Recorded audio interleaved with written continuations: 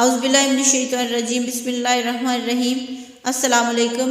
وفات سے 3 روز قبل جبکہ رسول اکرم صلی اللہ علیہ وآلہ وسلم ام المومنین حضرت میمونہ رضی اللہ تعالیٰ عنہا کے گھر تشریف فرما تھے، ارشاد فرمایا کہ میری بیویوں کو جمع کرو۔ تمام ازواج مطہرات جمع ہو گئیں تو حضور اکرم صلی اللہ علیہ وآلہ وسلم نے دریافت فرمایا، کیا تم سب مجھے اجازت دیتی ہو کہ بیماری کے دن میں عائشہ رضی اللہ تعالیٰ عنہا کے ہاں گزار لوں؟ سب نے کہا، اے اللہ کے رسول، آپ کو اجازت ہے۔ پھر اٹھنا چاہا لیکن اٹھ نہ پائے تو حضرت علی ابن ابی طالب کو حضرت فضل بن عباس رضی اللہ تعالیٰ عنہ آگے بڑھے اور نبی علیہ السلام کو سہارے سے اٹھا کر سیدہ میمونہ رضی اللہ تعالیٰ عنہا کے حجرے میں سے حضرت عائشہ رضی اللہ تعالیٰ عنہا کے حجرے کی طرف لے جانے لگے۔ اس وقت صحابہ کرام رضی اللہ تعالیٰ عنہ نے حضور اکرم صلی اللہ علیہ وآلہ وسلم کو اس بیماری اور کمزوری کے حال میں پہلی بار دیکھا تو گھبرا کر ایک دوسرے سے پوچھنے لگے، رسول اللہ صلی اللہ علیہ وآلہ وسلم کو کیا ہوا؟ رسول اللہ صلی اللہ علیہ وآلہ وسلم کو کیا ہوا؟ چنانچہ صحابہ مسجد میں جمع ہونا شروع ہو گئے اور مسجد نبوی میں ایک رش لگ گیا۔ حضرت صلی اللہ علیہ وآلہ وسلم کا پسینہ شدت سے بہہ رہا تھا۔ حضرت عائشہ رضی اللہ تعالیٰ عنہا فرماتی ہیں کہ میں نے اپنی زندگی میں کسی کا اتنا پسینہ بہتے نہیں دیکھا، اور فرماتی ہیں میں رسول اللہ صلی اللہ علیہ وآلہ وسلم کے دست مبارک کو پکڑتی اور اسی کو چہرہ اقدس پر پھیرتی، کیونکہ نبی علیہ السلام کا ہاتھ میرے ہاتھ سے کہیں زیادہ محترم اور پاکیزہ تھا۔ مزید فرماتی ہیں کہ حبیب خدا علیہ الصلاۃ والتسلیم سے بس یہی ورد سنائی دے رہا تھا کہ لا الہ الا اللہ، بے شک موت کی بھی اپنی سختیاں ہیں۔ اسی اثناء میں مسجد کے اندر حضرت صلی اللہ علیہ وآلہ وسلم کے بارے میں خوف کی وجہ سے لوگوں کا شور بڑھنے لگا۔ نبی علیہ السلام نے دریافت فرمایا، یہ کیسی آوازیں ہیں؟ عرض کیا گیا کہ اے اللہ کے رسول، جو لوگ آپ کی حالت سے خوفزدہ ہیں، ارشاد فرمایا کہ مجھے ان کے پاس لے چلو۔ پھر اٹھنے کا ارادہ فرمایا لیکن اٹھ نہ سکے تو آپ علیہ السلام نے پر 7 مشکیزیں پانی کے بہائے گئے۔ تب کہیں جا کر کچھ افاقہ ہوا تو سہارے سے اٹھا کر ممبر پر لایا گیا۔ یہ رسول اللہ صلی اللہ علیہ وآلہ وسلم کا آخری خطبہ تھا اور آپ علیہ السلام کے آخری کلمات تھے۔ فرمایا، اے لوگو، شاید تمہیں میری موت کا خوف ہے؟ سب نے کہا، جی ہاں اے اللہ کے رسول۔ ارشاد فرمایا، اے لوگو، تم سے میری ملاقات کی جگہ دنیا نہیں، تم سے میری ملاقات کی جگہ حوض کوثر ہے۔ اللہ کی قسم، گویا کہ میں یہیں سے اسے حوض کوثر کو دیکھ رہا ہوں۔ اے لوگو، مجھے تم پر تنگ دستی کا خوف نہیں، بلکہ مجھے تم پر دنیا کی فراوانی کا خوف ہے کہ تم اس کے معاملے میں ایک دوسرے سے مقابلے میں لگ جاؤ گے، جیسا کہ تم سے پچھلی امتوں والے لگ گئے، اور یہ دنیا تمہیں بھی ہلاک کر دے گی جیسا کہ انہیں ہلاک کر دیا۔ پھر مزید ارشاد فرمایا، اے لوگو، نماز کے معاملے میں اللہ سے ڈرو، اللہ سے ڈرو، نماز کے معاملے میں اللہ سے ڈرو، یعنی عہد کرو کہ نماز کی پابندی کرو گے، اور یہی بات بار بار دہراتے رہے۔ پھر فرمایا، اے لوگو، عورتوں کے معاملے میں اللہ سے ڈرو، عورتوں کے معاملے میں اللہ سے ڈرو، میں تمہیں عورتوں سے نیک سلوک کی وصیت کرتا ہوں۔ مزید فرمایا، اے لوگو، ایک بندے کو اللہ نے اختیار دیا کہ دنیا کو چن لے یا اسے چن لے جو اللہ کے پاس ہے، تو اس نے اسے پسند کیا جو اللہ کے پاس ہے۔ اس جملے سے حضور صلی اللہ علیہ وآلہ وسلم کا مقصد کوئی نہ سمجھا، حالانکہ ان کی اپنی ذات مراد تھی، جبکہ حضرت ابوبکر صدیق رضی اللہ تعالیٰ عنہ وہ تنہا شخص تھے جو اس جملے کو سمجھے اور زار و قطار رونے لگے اور بلند آواز سے گریہ کرنے لگے۔ اٹھ کھڑے ہوئے اور نبی علیہ السلام کی بات قطع کر کے پکارنے لگے، ہمارے باپ دادا آپ پر قربان، ہماری مائیں آپ پر قربان، ہمارے بچے آپ پر قربان، ہمارے مال و دولت آپ پر قربان۔ روتے جاتے ہیں اور یہی الفاظ کہتے جاتے ہیں۔ صحابہ کرام رضی اللہ تعالیٰ عنہ ناگواری سے حضرت ابوبکر صدیق رضی اللہ تعالیٰ عنہ کی طرف دیکھنے لگے کہ انہوں نے نبی علیہ السلام کی بات کیسے قطع کر دی۔ اس پر نبی کریم صلی اللہ علیہ وآلہ وسلم نے حضرت ابوبکر صدیق رضی اللہ تعالیٰ عنہ کا دفاع ان الفاظ میں فرمایا، اے لوگو، ابوبکر کو چھوڑ دو کہ تم میں سے کوئی ایسا نہیں جس نے میرے ساتھ کوئی بھلائی کی ہو اور ہم نے اس کا بدلہ نہ دے دیا ہو۔ سوائے ابو بکر کے کہ اس کا بدلہ میں نہیں دے سکا، اس کا بدلہ میں نے اللہ جل شانہ پر چھوڑ دیا۔ مسجد نبوی میں کھلنے والے تمام راستے بند کر دیے جائیں سوائے ابو بکر کے دروازے کے کہ جو کبھی بند نہ ہوگا۔ آخر میں اپنی وفات سے قبل مسلمانوں کے لیے آخری دعا کے طور پر ارشاد فرمایا، اللہ تمہیں ٹھکانہ دے، تمہاری حفاظت کرے، تمہاری مدد کرے، تمہاری تائید کرے۔ اور آخری بات جو منبر سے اترنے سے پہلے امت کو مخاطب کر کے ارشاد فرمائی وہ یہ کہ اے لوگو، قیامت تک آنے والے میرے ہر ایک امتی کو میرا سلام پہنچا دینا۔ پھر حضرت صلی اللہ علیہ وآلہ وسلم کو دوبارہ سہارے سے اٹھا کر گھر لے جایا گیا۔ اسی اثناء میں حضرت عبد الرحمن بن ابی بکر رضی اللہ تعالیٰ عنہ خدمت اقدس میں حاضر ہوئے اور ان کے ہاتھ میں مسواک تھی۔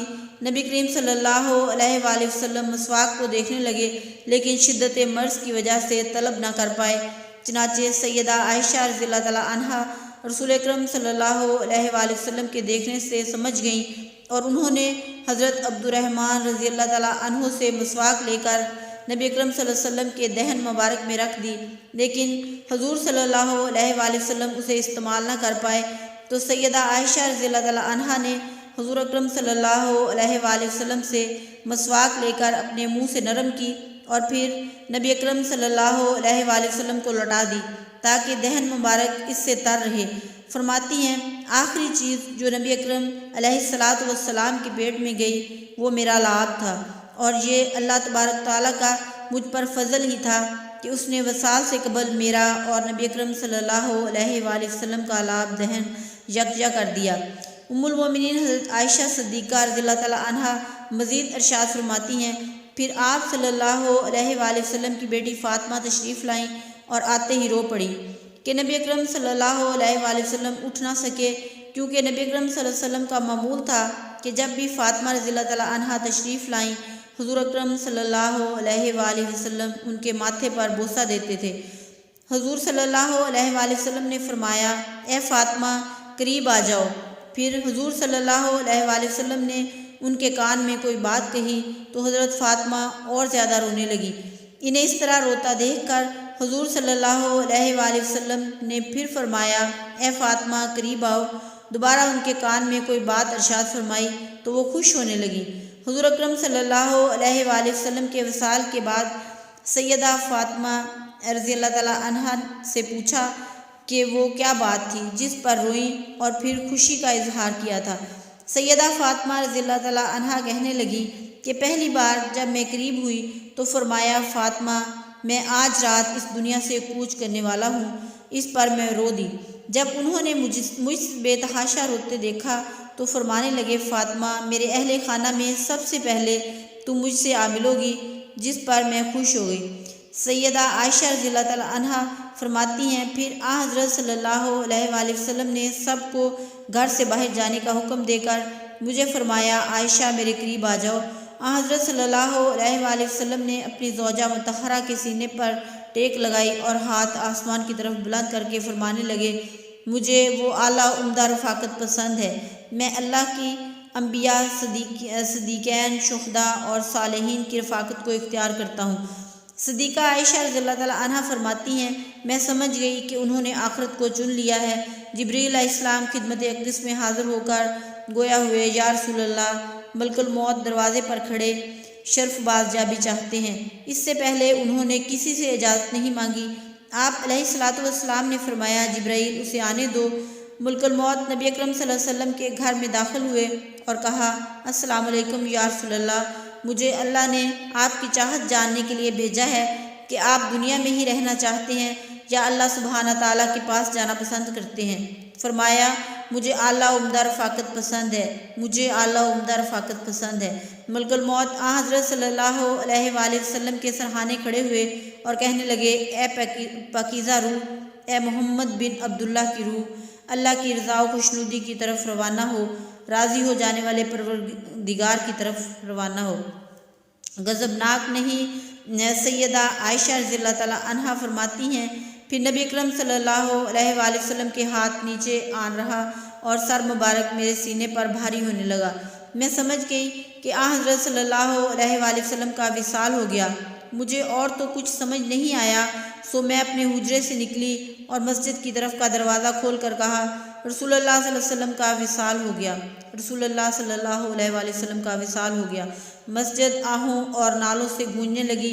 ادھر علی کرم اللہ وجہہ جہاں کھڑے تھے وہیں بیٹھ گئے، پھر ہلنے کی طاقت تک نہ رہی۔ ادھر عثمان بن عفان رضی اللہ تعالیٰ عنہ معصوم بچوں کی طرح ہاتھ ملنے لگے، اور سیدنا عمر رضی اللہ تعالیٰ عنہ تلوار بلند کر کے کہنے لگے، خبردار، جو کسی نے رسول اللہ صلی اللہ علیہ وآلہ وسلم کی وفات پا گئے، کہا ایسے شخص کی گردن اڑا دوں گا۔ میرے آقا تو اللہ تعالیٰ سے ملاقات کرنے گئے ہیں، جیسے موسیٰ علیہ السلام اپنے رب سے ملاقات کو گئے تھے۔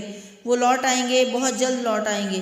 اب جو وفات کی خبر اڑائے گا میں اسے قتل کر ڈالوں گا۔ اس موقع پر سب سے زیادہ ضبط، برداشت اور صبر کرنے والی شخصیت سیدنا ابوبکر صدیق رضی اللہ تعالیٰ عنہ کی تھی۔ آپ حجرہ نبوی میں داخل ہوئے، رحمت دو عالم صلی اللہ علیہ وآلہ وسلم کے سینہ مبارک پر سر رکھ کر رو دیے، کہہ رہے تھے، ہائے میرا پیارا دوست، ہائے میرا مخلص ساتھی، ہائے میرا محبوب، ہائے میرا نبی۔ پھر حضرت صلی اللہ علیہ وآلہ وسلم کے ماتھے پر بوسہ دیا اور کہا، یا رسول اللہ، آپ پاکیزہ جنیں اور پاکیزہ ہی دنیا سے رخصت ہو گئے۔ سیدنا ابوبکر صدیق رضی اللہ تعالیٰ عنہ باہر آئے اور خطبہ دیا، جو شخص محمد صلی اللہ علیہ وآلہ وسلم کی عبادت کرتا ہے سن رکھے، حضرت صلی اللہ علیہ وآلہ وسلم کا وصال ہو گیا، اور جو اللہ کی عبادت کرتا ہے وہ جان لے کہ اللہ تعالیٰ کی ذات ہمیشہ زندہ رہنے والی ہے، جسے موت نہیں۔ سیدنا عمر رضی اللہ تعالیٰ عنہ کے ہاتھ سے تلوار گر گئی۔ عمر رضی اللہ تعالیٰ عنہ فرماتے ہیں، پھر میں کوئی تنہائی کی جگہ تلاش کرنے لگا، یہاں اکیلا بیٹھ کر روں۔ حضرت صلی اللہ علیہ وآلہ وسلم کی تدفین کر دی گئی۔ سیدہ فاطمہ رضی اللہ تعالیٰ عنہ فرماتی ہیں، تم نے کیسے گوارا کر لیا کہ نبی کریم صلی اللہ علیہ وسلم کے چہرے انور پر مٹی ڈالو؟ پھر کہنے لگی، ہائے میرے پیارے بابا جان، اپنے رب کے بلاوے پر چل دیے، ہائے میرے پیارے بابا جان کہ جنت الفردوس میں اپنے ٹھکانے کو پہنچ گئے، ہائے میرے پیارے بابا جان کہ ہم جبرائیل کو ان کے آنے کی خبر دیتے ہیں۔ اللہم صلی علی محمد کما تحب و ترضی۔